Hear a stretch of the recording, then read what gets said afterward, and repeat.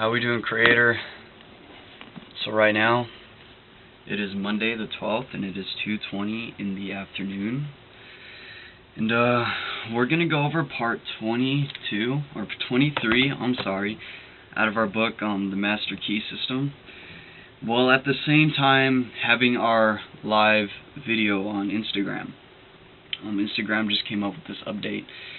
The people who we're able to create live videos now. Though we're a little bit nervous right now because I'm so used to just, recording these videos by myself with no one really around or really watching. People may be listening, from here and there, but to actually have this, to somebody who can join and watch you right there and then, it's a little bit different, yeah, and it gives me sort of a different feel, which is good, because I need to, this is what I need, so, here it says live on Instagram, and, let's do it. Okay, so right now it says checking connection. 3, 2, 1. You are now live. It says we're telling your followers that you started a live video. This is pretty cool. And we're going to go ahead and have this right here to see exactly how, hey, look at it. Somebody joined. So, little bit nervous, but let's go ahead and go over a few of this information. We have this camera right here, and we also have people with us right now.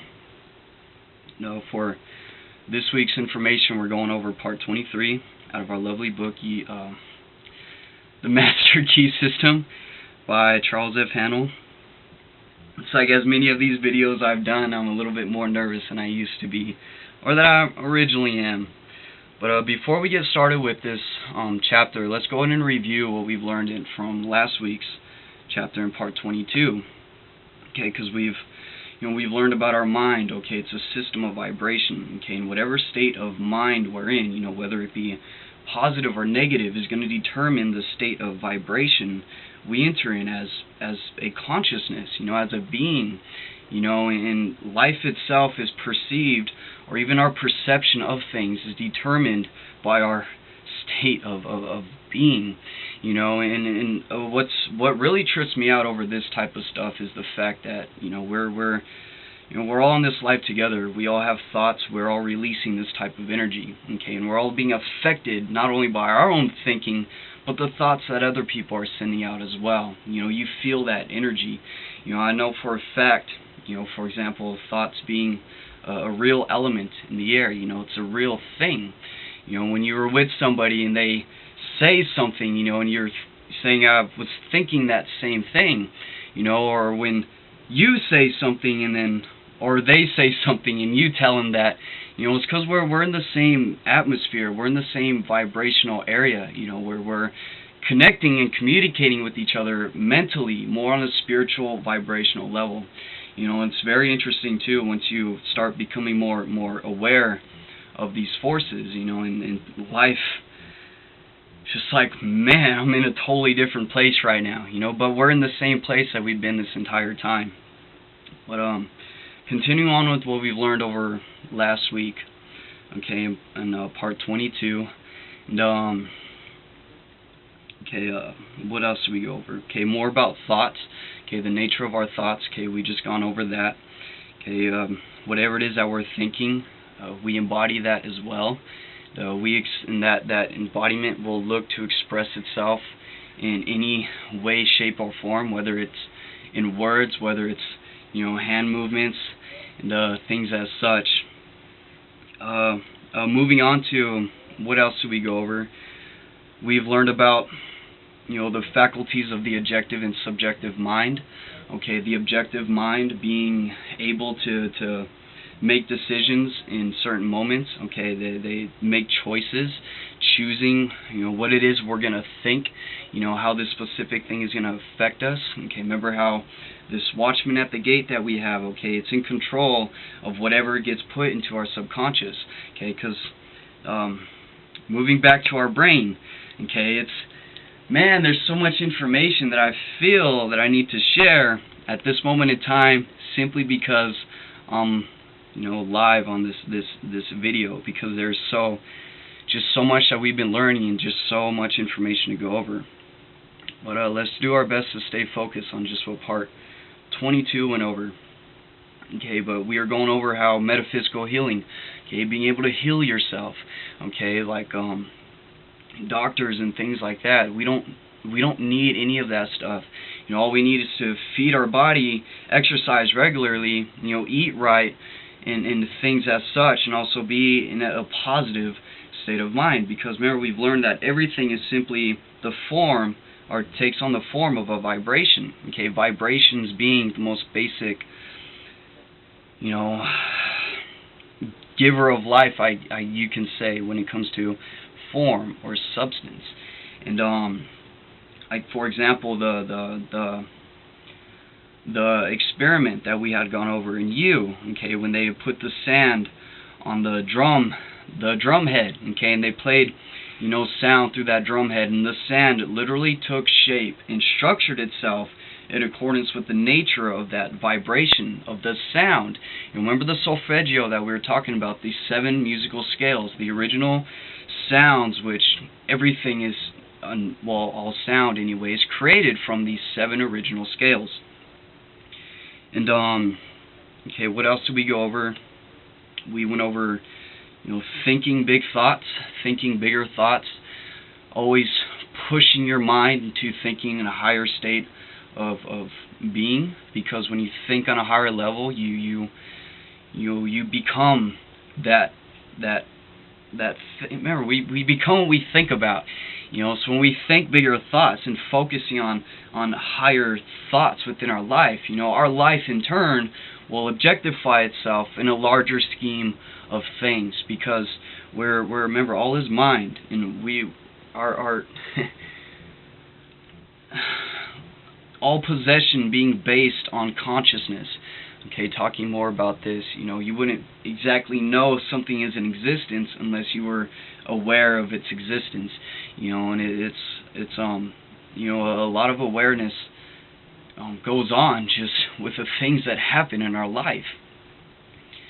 And I talk about that with people too, and we talk about all these different key elements that could just be putting into play when it comes to that. Okay, we talk about the law of attraction, and you attract those things into your life.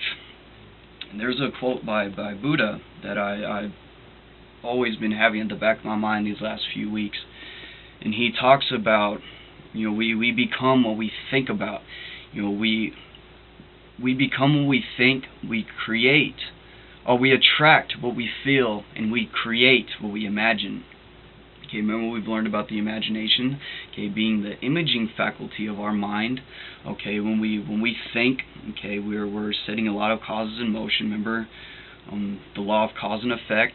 Okay, when you think something, you're setting that cause in motion, and you will eventually reap the effect of whatever it is that you are thinking or casting out into this ethereal substance, as to what they call it.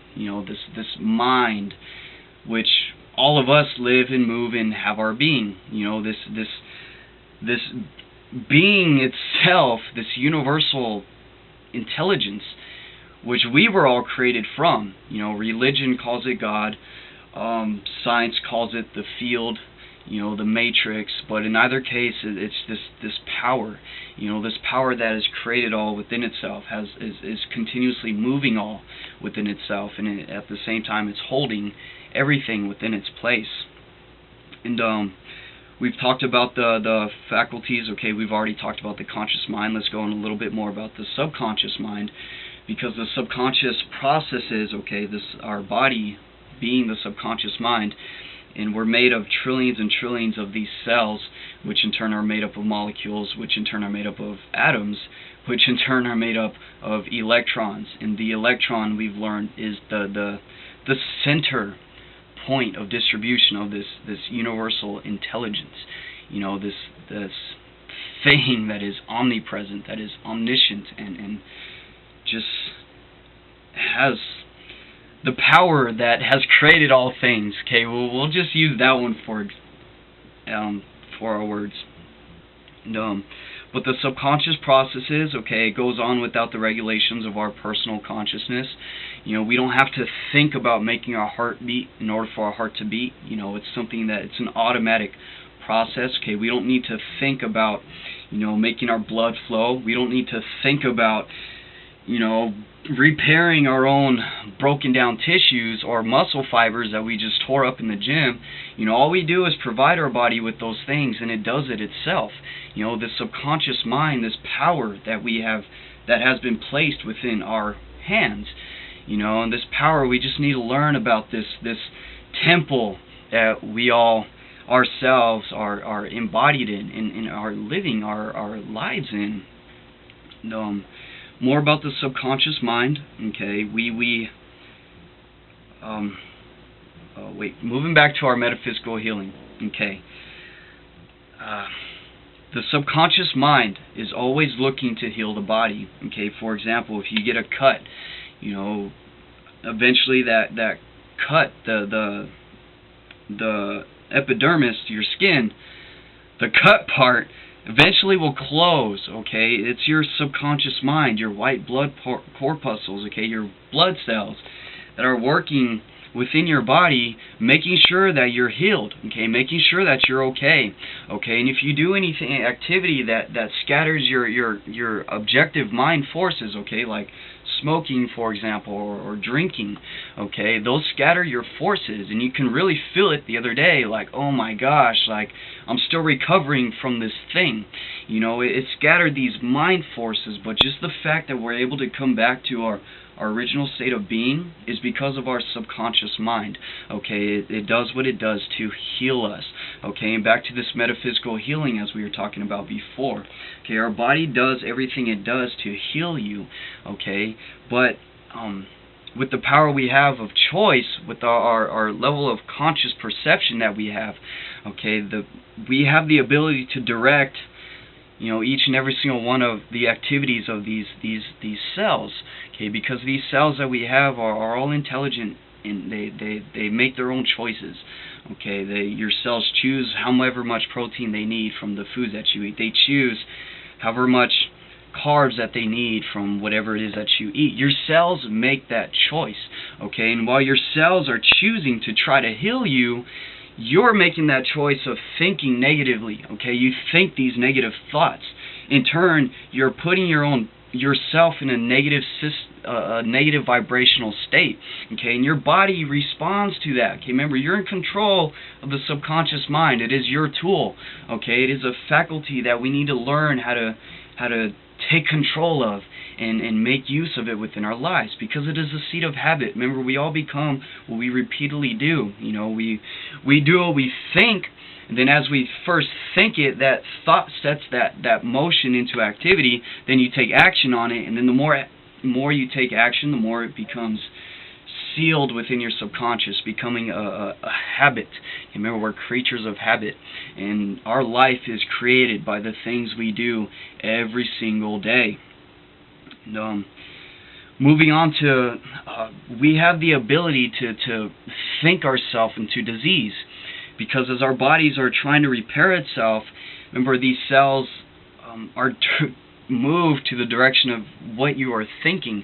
And if you're thinking negatively, if you're thinking, oh, I'm sick, or I'm not feeling well, you know, you're entering into that vibration, and then as form is simply the manifestation of vibration, your body has no choice but to take on that form. Okay, because when you think negatively, we've already learned that your the endocrine, the glands of your body, will release cortisol within the bloodstream, making you feel bad, breaking down all of your bodily tissues, as to where you're thinking positive, or, I'm having a great day, regardless of what's happening, I'm going to choose to think, the way I want to think. I'm going to choose to think happy. I'm going to be happy, because we have that choice. Even if we're not exactly where we want to be from moment to moment, or in the environment that we want to be in, the one thing we will always have control of is this thing that happens within us, and this world within that we have is what's always going to be creating what's external or outside of us. That's what the whole mastermind thing is about. That's what this whole thing is, of becoming a master of your own mind. Because this thing right here is either going to lead you into the ditches of your life, or it's going to take you and scale you up to the places where you have never been before. But it's all in how you use this energy, this power which has been placed within our grasp. What else have we gone over in chapter 22? That's basically those were the most fundamental, most important things. With all that being said, let's go ahead and get started with chapter 3, shall we? And here's the introduction. I'm going to go ahead and end this video on my camera. I'm still recording on my live video. With that being said, you guys, I'll see you in a few minutes, starting with our next chapter.